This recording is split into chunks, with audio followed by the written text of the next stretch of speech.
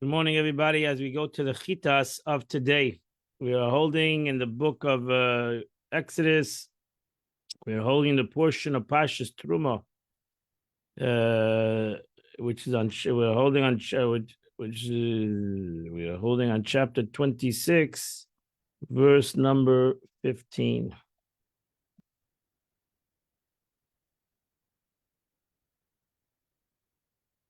Vasisa krosh is a kroshim, and then you should make the planks. La Mishkan, to which will be for the Mishkan, Atze Shittim, they should be made out of acacia wood. She says, Vasis, it should have said Vasisa Kroshim. What's the S? The S is extra. As it says concerning each thing, each part of the Mishkan, what's the meaning? The planks, Esa Kroshim, of the particular planks that are standing ready and designated for this purpose. So Esa Kroshim is the famous Kroshim. These were Kroshim, these were trees. Or these were planks that everybody knew about it. This was a known planks that everybody spoke about it the whole time they were in Egypt. Mentioned this, Rashi mentions about it. Our patriarch Jacob planted cedars in Egypt. And when it was dying, he commanded his sons to bring them up with them when they left Egypt. He told them that the Holy One, blessed be He, was destined to command them to make a Mishkan of acacia wood in the desert. See that they should be ready in your hands. This is what the poet says. Payichled in the composed literary poem, beginning of Yetzer, in the first day of Pesach, it says it was God's verse flew to the planting of the quickening one, a seed of beans in their house. Tos mates mizuradim keres batena arozim. For they hurried to have them, the cedars, ready in their hands prior to this moment, prior to the command of building the Mishkan. So these were the cedar trees that the Yidden, with hundreds of years that they were in Mitzrayim, they all knew about these trees.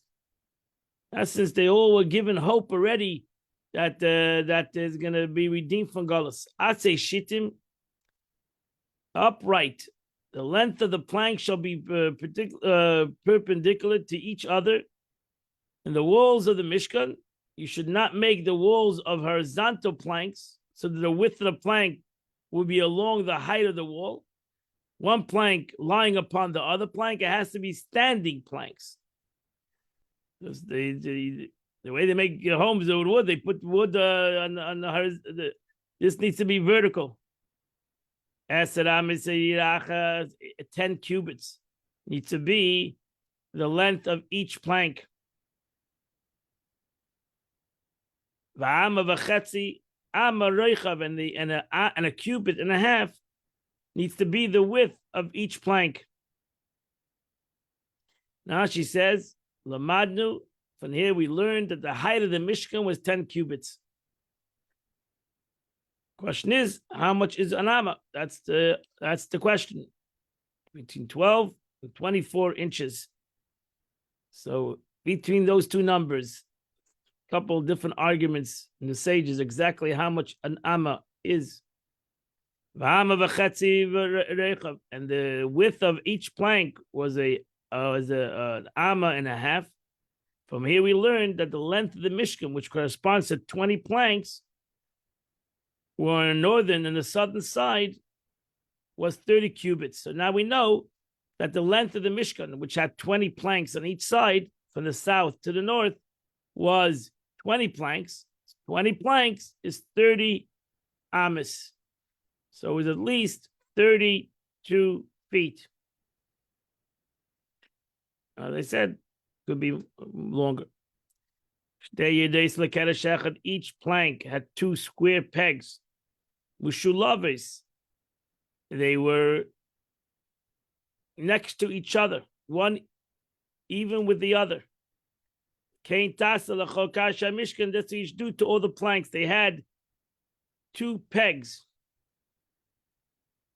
Now she says, what does that mean? He Betzalel would cut 1 cubit high into the plank from the bottom in its center and leave 1/4 of the width with one side and 1/4 of the other side. And these resulting projections are called square pegs. Half of the width of the plank was cut out in its center.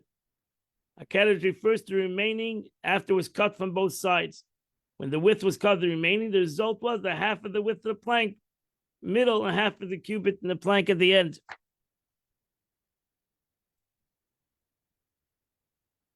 I'll show you a picture. It's the easiest thing to do.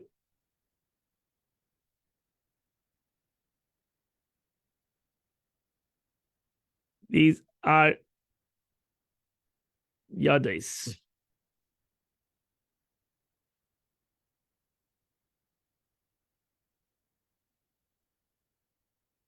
So that's what happened. Every square peg was a quarter of a cubit width, and the edge of each socket was a quarter of a cubit width. Study this thoroughly, and you'll see that the Ramban complaint against Rashi will disappear. Okay, and the sockets were 1 cubit high. 40 of them were placed consecutively, one next to the other, and the square pegs of the planks were inserted into the hollow socket that were cut out on 3 of its sides. The width of the cut was as thick as the width of the socket, so the planks covered the entire top of the socket.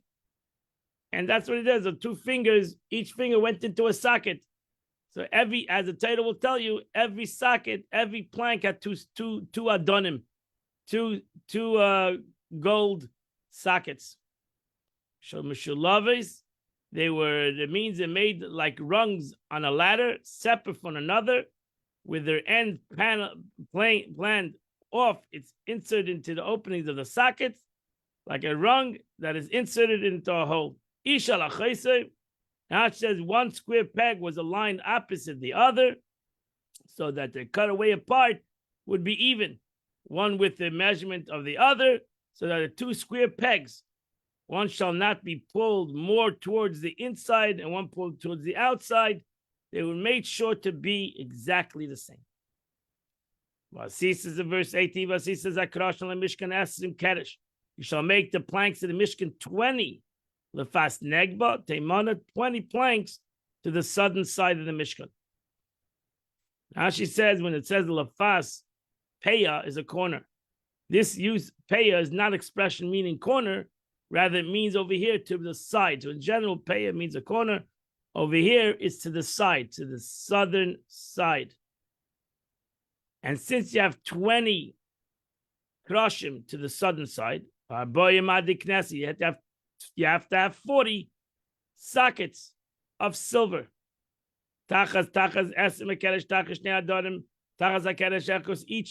Each plank needed 2 sockets. To 2 fingers, so to say.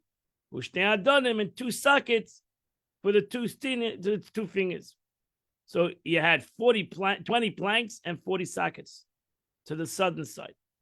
Well, it's Mishkan Hashem is lefas tough, and so too to the northern side. You had Esim Keresh. Again, 20 planks. And then 40 sockets. Because why? You needed 2 sockets for each plank. You need 2 sockets for each plank. So that's to the southern and to the northern side of the Mishkan was 20 planks and 40 sockets. So we're holding already 40 planks and 80 sockets. And to the western side of the end of the Mishkan, that was the back of the Mishkan, Tasa Shisha Kroshim. They should be 6 planks. Nashal Yarkisei means to the end. Uncle is translated Lisife. Since the entrance of the Mishkan was to the east, thus the eastern side is called the front and the western side the back. This is the reason why it's referred to the end, because the front is the beginning. So that's why when you're in the western wall, we are to the back of the Mishkan, because the entrance to the Beis Hamikdash, even the Temple Mount, was to the west, facing the east, and we are to the east, facing the west. That's what it's called, the western wall. Tasa Shisha Kroshim has a Tesh Amis Rechav, so hence 9 cubits were the width of the Mishkan. So in each plank was a 1.5 cubits. So you had the Mishkan was 30 cubits to the length and 9 cubits to the width. Verse 23. And you shall make 2 planks at the corner of the Mishkan at the end. What is the meaning? One of the northern corner and one of the southern corner. All 8 planks, because you had 6 in the middle and 2 corner planks. All 8 planks were in one row, but these 2 in the corners were not in the interior space of the Mishkan. In the interior space of the Mishkan, you saw 6. So really, there was 8 planks in the back of the Mishkan, but what you saw inside was only 6, because the 2 side corners were part of really the 20 that was on the southern and northern side, but it was the back. So only a half, all 8 planks were in one row, but these 2 corners were not in the interior part of Mishkan. Only a half a cubit from here and a half a cubit from this. So really, what came in the Mishkan, was not the 6, was 6.5, because each plank was a amma on the width. So therefore, ultimately, only a half a cubit, and each plank was a amma and a half to the center of the thing, was a cubit in the length. It was an amma, but in the width it was an amma and a half. So if you put the corner, you put 2 planks that are an amma and a half to the width and to the length of the southern and the northern side, you're going to have a half a cubit left. So you had a half a cubit. So it means inside the Mishkan was 7 ultimately, 7 amas. You saw the 6 planks and a half a cubit of the 1 plank on the right and a half a cubit of 1 plank on the left. So ultimately it was inside, you saw 7 amas. The Mishkan's width was 7 amas, whatever that 7 amas is today. So to the space, completed a total of 10 cubits. The extra cubit from here and the cubit from there, each, right? Because you had ultimately 8 planks. So it's 10 amas. 8 planks is 10 amas, so I'm and a half each plank. The extra view from here and the extra view from there, each corner coincide with the cubits of the thickness of the plank of the Mishkan in the northern and southern side. So the corners will be even on the outside. They shall be matched evenly from below. And together they shall be matched at its top. It should be into one ring. So shall be to both of them, they shall be to both of its corners. That means, Rashi says, all the planks must be flush at the bottom, so that the thickness of the edge of the 2 sockets should not be a gap between them. The planks from one to another. That is meant that I explained that the hinges and the square pegs, according to Yosef Hallel, the inside square pegs, should be cut out around the side, so that the width of the plank should not protrude sides away from the square pegs of the plank, in order to cover the edge of the sockets, and so that the plank next to it as well. Thus, the planks were found to be flush with each other. Each corner plank in the western row was cut away in the width, in the part of its thickness, aligned opposite the cutaway portion and the northern plank, in order that the socket should not separate them. I'll show you a picture of what he means.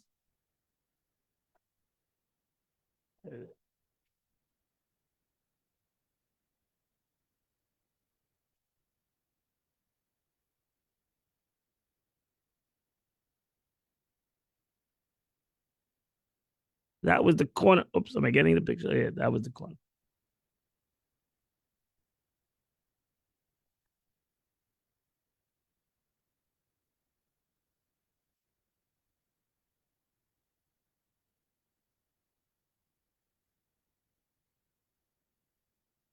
But Yachtiv Yitum, it should be twins. Al Reishesh, Al Keresh, Al Tabas Echad.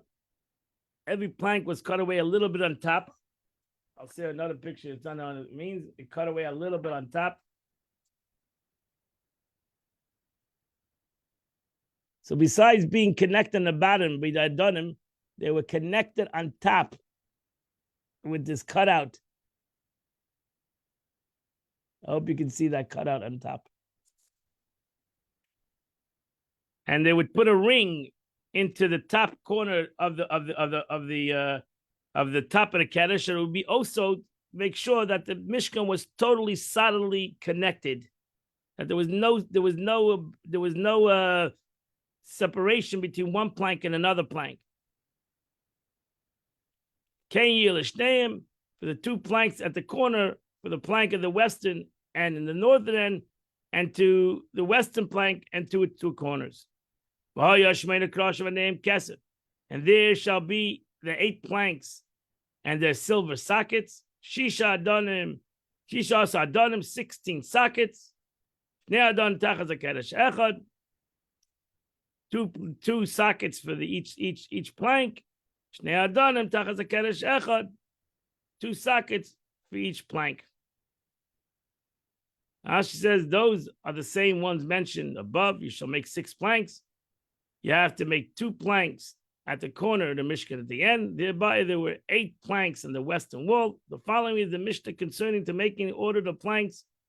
The Masechta in Melechas HaMishkan. He made the sockets hollow, and he cut out planks from below, 1/4 from here and 1/4 from there.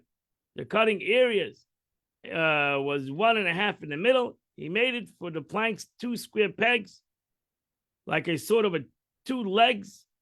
I believe that the reading is like sort of 2 chavakin, which means 2 sort of like rungs on a ladder, which are separate from another.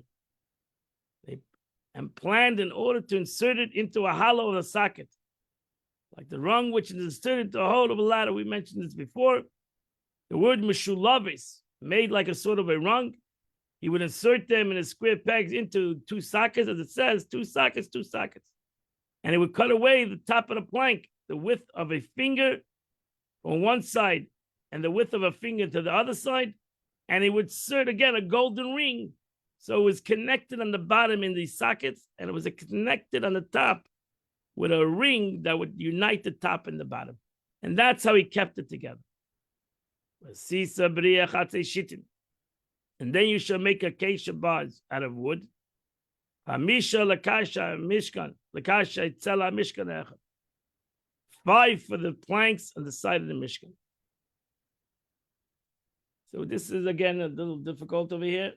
Big argument on this too. The actual bars around the Mishkan. So these 5 bars were actually 3. And here you got it. So there's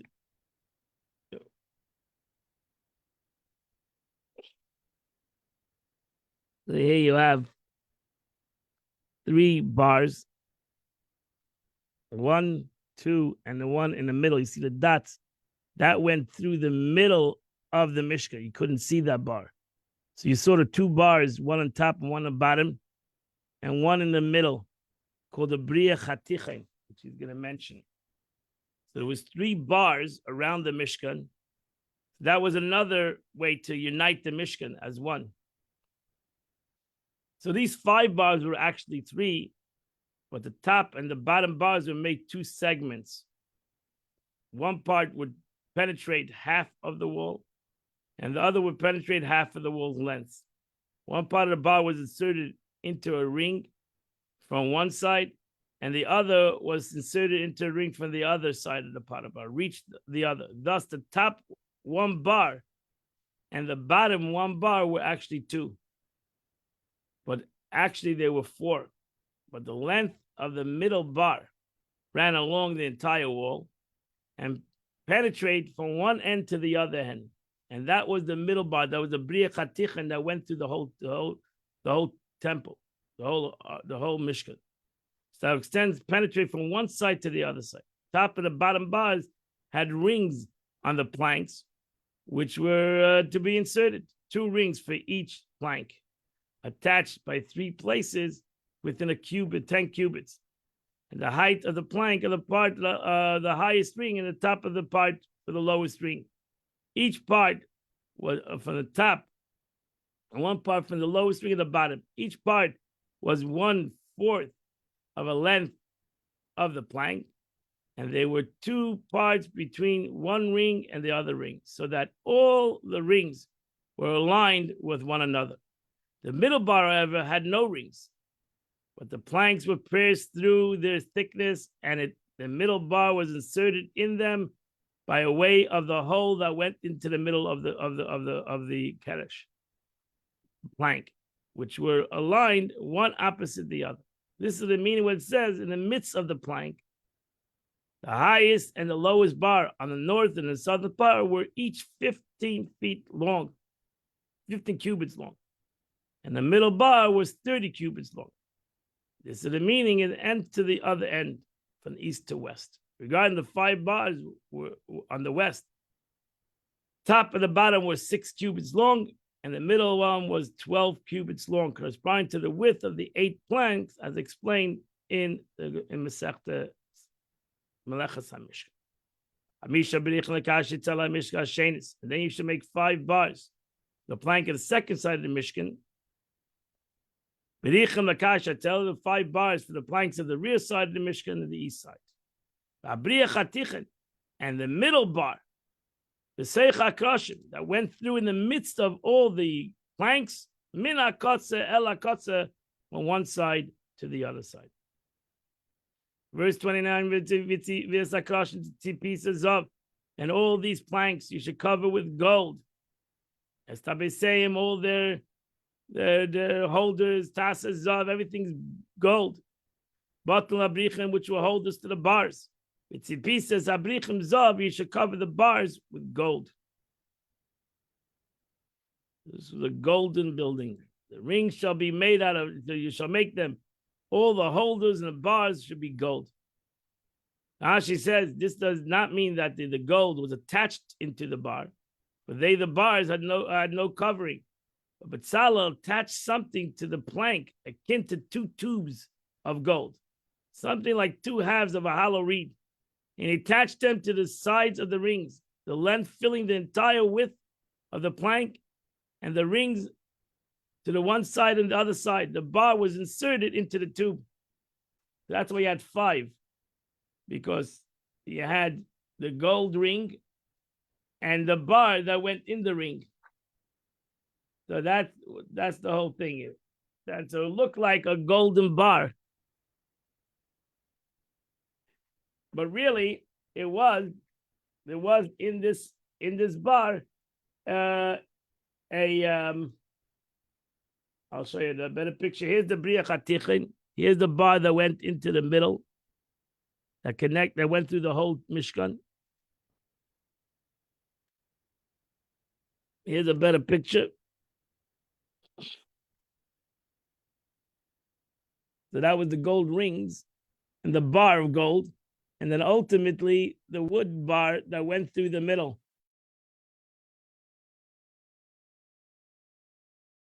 So that's why it says 5 bars. 5 bars, because it was really 2 on top and 2 on the bottom, 1 in the middle. And you shall erect the Mishkan according to its laws, which I showed you on the mountain. She says, Mishkan, after it's completed, erected, prior to this, I'm destined to teach you and show you how it was put. And that completes the Chumash for today. We continue the Tanya of the day. We continue the Tanya in chapter 27. And the Alter Rebbe explained the Zohar. The Zohar writes that there's a nachas ruach, there's a great pleasure that the Eibishter receives when a Yid overcomes his iskafia, when a Yid subjugates himself, when a Yid overcomes his challenge, when a Jew that has challenges, because he's not a tzaddik, And he automatically has challenges every day and many times a day. He has emotional challenges. He has thought challenges. There are constant challenges that come towards it. And every time I push it off, every time I push this challenge off, and I overcome my Yetzer Hara, overcome my taiva, the Eibishter has a nachas ruach. God has a great pleasure. Alter Rebbe continues, what's this nachas ruach? What is this great pleasure? What is the divine pleasure? There are two kinds of pleasures. Kabbalah says there are two kinds of pleasures. One is from completely annihilating the sitrach. When one overcomes, only overcomes, it transforms sitrach. It simply transforms the concept of the evil, of the covering, of the hiddenness, what's going on in the world, and the conversion of bitter to sweet. That's what tzaddikim do. The capability of transformation from bitterness to sweet and darkness to light. Ayidei tzaddikim, through righteous people. So the former referring to emotional faculties of the animal soul, and the latter referring to the mental faculties. So bitter to sweet is the emotional.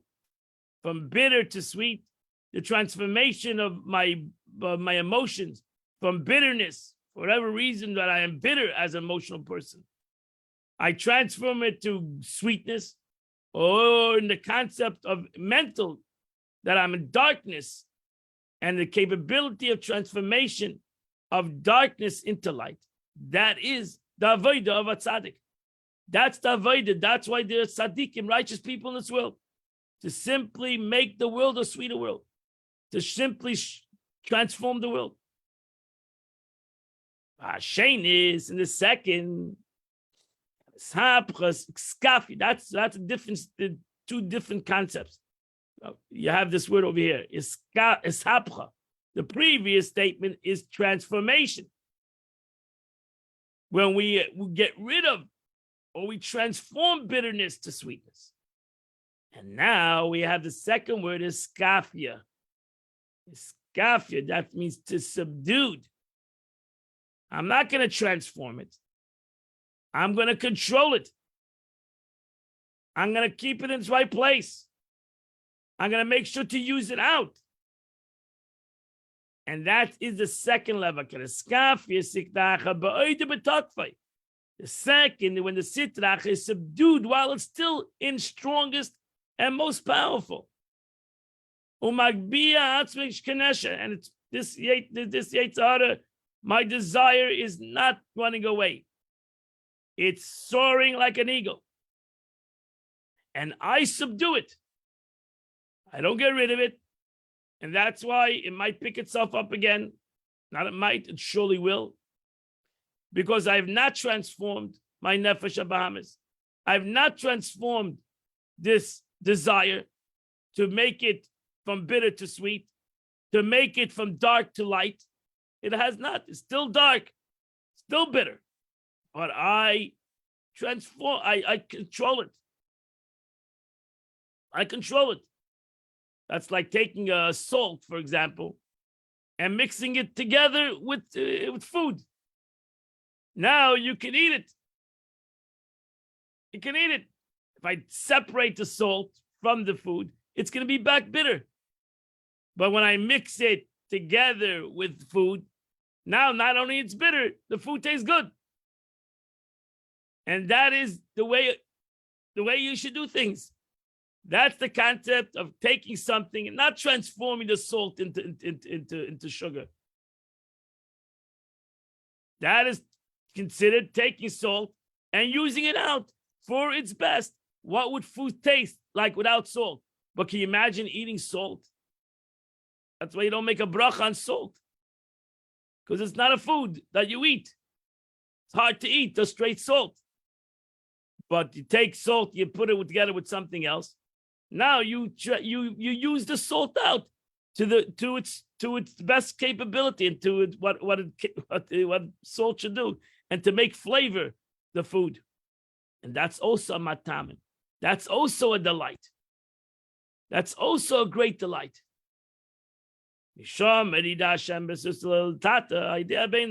From this side, God topples the response of a human initiative in the response to human initiative as a result of one's effort of subduing Sitra Achra in his soul. This is accomplished by Abein. This is the beauty of Abein. And now the Rebbe is now going to say what I just said in a beautiful story of Yitzchak and Yaakov, Yitzchak and Esav, where Yitzchak tells Esav, "Asay li matamim, make for me food that are going to be delightful." So each one of the two mentioned categories, those that are created righteous and those that are created wicked, which most of us were created with the capacity and the capability, not only created, but we're still today with the capability of doing negative, being bitter, and being salty, brings two kinds of divine gratification. And that's what the verse says. Vaseli matamim. Yitzchak, which is Zohar says Yitzchak is like the Eibishter asking a Yid, Esav, Aseli matamim, make for me delicacies. I have delicacies in a plural. Kasher ahafti, which I love. Matanim loshem rabim. So matamim is loshem rabim. Right? So the Eibishter, ultimately, who made the matamim was Yaakov Avinu. But the Eibishter wants Esav to make the matamim. Yitzchak wants Esav to make the matamim. Because Yitzchak turns to Esav and says, you also can subdue yourself. I know you're not going to become a Yaakov Avinu. I know you're not going to become a tzaddik, but you, even though as a Rasha, you have the capability. And by you going out and making me a matamim, it's going to bring Asher Hafti. It's going to bring me love. So the Eibishter says to each and every one of us, even though you're not a tzaddik, you're not going to be able to transform darkness into light. You're not going to be able to transform bitterness into sweetness. But you can still make me a matamim. You can still bring me a nachas ruach. Every single one of us can still bring God great pleasure. And these words, this story of Yitzchak, he talks to his son Esav, and ultimately Yaakov.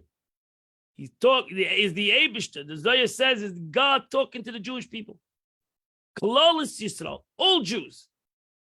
And he tells all Jews, listen, make for me something that is going to make me happy.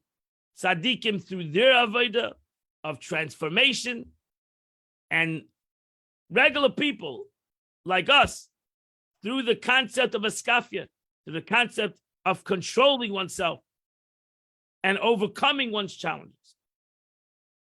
With these words, God's asked the Jewish people to please him with a divine service. Like in material foods, there's two delicacies. There are certain foods that are sweet to begin with, and they are luscious foods. And so too, you have foods that are sharp. Charifim, chamutzim, sour articles, which are unpleasant to eat in the natural state. But will be well spiced and prepared till they become delicacies to revive the soul. So therefore, you can take it. As I explained before, you could take the salt, you could take the pepper, and you can mix it into something.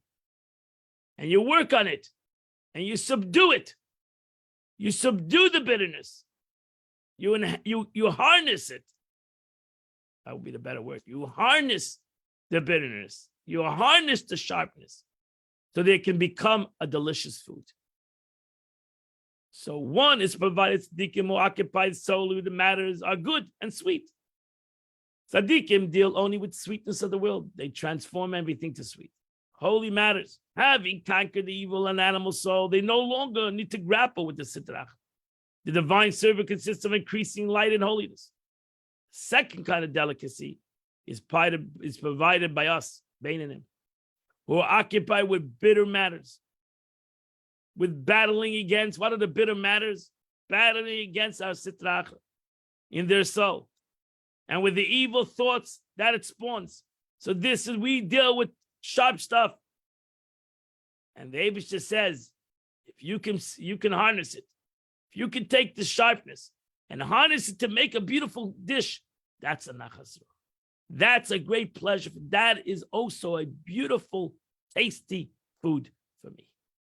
And again, that's why Yitzchak asked Dafka Esav to make him a beautiful dinner. You would think Yitzchak didn't know that Esav was not a good person, but he loved his son, and he wanted his son ultimately to do tshuva.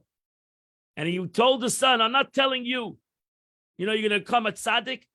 I'm telling you, you can use out all your powers and all your strengths for something good. You can make yourself, you can subdue yourself, you can harness yourself, you can take these aspects and use it out for the good. That's what he wanted to do. This is what the verse says. Call Paul Hashem lemaneu. The Lord has made everything for his sake. V'gam l'rasha liyom ra, and even the wicked for the day of evil. How can it be said that Rasha was created for this God's sake? What is the meaning that the Eibishter says, I enjoyed the Rasha? Doing wickedness. Point is, the Eibishter says, my dear Rasha, I know your challenges. I gave you your challenges. I know your Avedis. I gave you the capability of doing Avedis. But you know what? It's all going to bring out a beautiful taste. You're going to take all your negative things and you're going to do tshuva. There's no question in my mind. You're going to do tshuva. You're going to repent. And you're going to take all these powers and use it out for a beautiful delicacy. You're going to make for me a beautiful taste. There's no question in my mind. They're going to take all these powers and use it out for good. You're going to harness all these powers for good. That you mean you're going to repent when you're evil? And what are you going to do? You're going to turn you're going to take your evil, you're going to harness it, and you're going to transform it, and you're going to make for me a beautiful delicacy, which is going to bring me, which is going to reveal a great light l'mayla, because I'm going to get a double pleasure from the avoid of a rasha, a wicked person, taking what he has done, taking the powers that make him do it, and use it out for good. Because when a Jew that's involved in sitra achra, involved in worldly matters, involved in the pleasures of the world, might even fall into the pleasures of the world, might even be consumed by the world. But ultimately, he'll do a skafia. Ultimately, he will control himself. He's going to do tshuva. He's ultimately going to realize that the ikir, the most important things in life, is godliness, and everything there needs to be harnessed for godliness. The glory of God will be uplifted and high. Thus meaning that the words, even the wicked, for the day of evil, is that the purpose of wicked is to transform evil into day. V'gam l'rasha liyom ra. The Alter Rebbe is saying, what does it mean liyom ra? To the day of evil. It means liyom, when the wicked person will bring light, day, into the concept of his wickedness. He will take all his capabilities of wickedness, all his bitterness, all the darkness that he has, his capability, and maybe he has done darkness in his life. He will, he'll turn it into a day of light. He'll turn it into light. Because not he's going to transform it, but he'll harness it. And that's our avodah. The avodah of a middleman is not to transform darkness into light, and not to transform bitterness into sweet. It's to harness darkness. It's to take our nefesh habahamis, because we're never going to get rid of this nefesh habahamis. When Mashiach comes, we're not going to get rid of this animalistic soul. So therefore, don't think you're going to become a tzaddik and you're going to get rid of this animalistic soul. Be a person who takes his animalistic soul and uses it out liyom ra. Uses liyom ra. Uses his ra, his capability of evil, his animalistic soul that has passion and has excitement. Use out that passion. Harness it. Use it out. Make a matamim. Aseli matamim. The Eibishter says, don't get rid of it. You can't get rid of it. I gave it to you. You're stuck with it. And I gave it to you, chashal, not to bring you pain. I gave it to you for one purpose. Aseli matamim. Your delicacy is more precious to me than any other delicacy, even than a tzaddik. And that's why it says, where a Baal Tshuva stands, even a tzaddik cannot stand. The delicacy, the enjoyment that God receives from the avodah of a middleman, the avodah of a Baal Tshuva, that takes the bitterness and mixes it, takes the salt, takes this pepper, which you cannot eat on its own. It's bitter. And you mix it, you make a beautiful food. The Eibishter says, when you do that, it's a great pleasure to me. Because why? Because it's you're transforming something.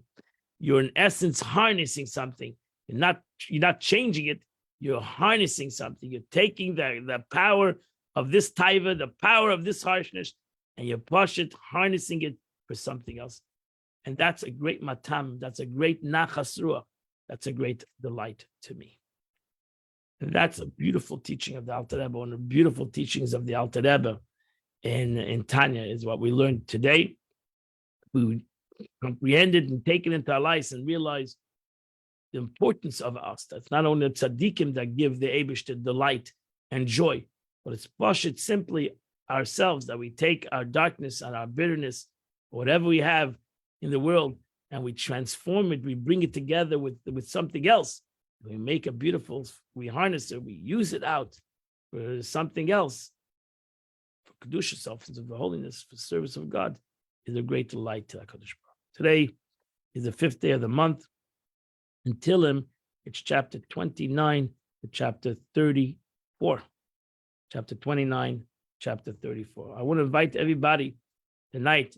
We're having a night of learning, Wednesday night of learning in Chabad, 5 different classes. You can come and learn. This is not going to be on Zoom. This is at Chabad. I invite you all, 5 different classes, myself, my wife, Rabbi Kramer, his wife, Rabbi Menashe Amitai, 5 different subjects. Pick from any subject you want, come and learn at 7 p.m. tonight at Chabad. I welcome you all here, and I hope to see you all here. God bless you all, and Mir Shem, we'll see you all tomorrow at 8 o'clock. Continue the chitas of the day. Have a wonderful and beautiful day.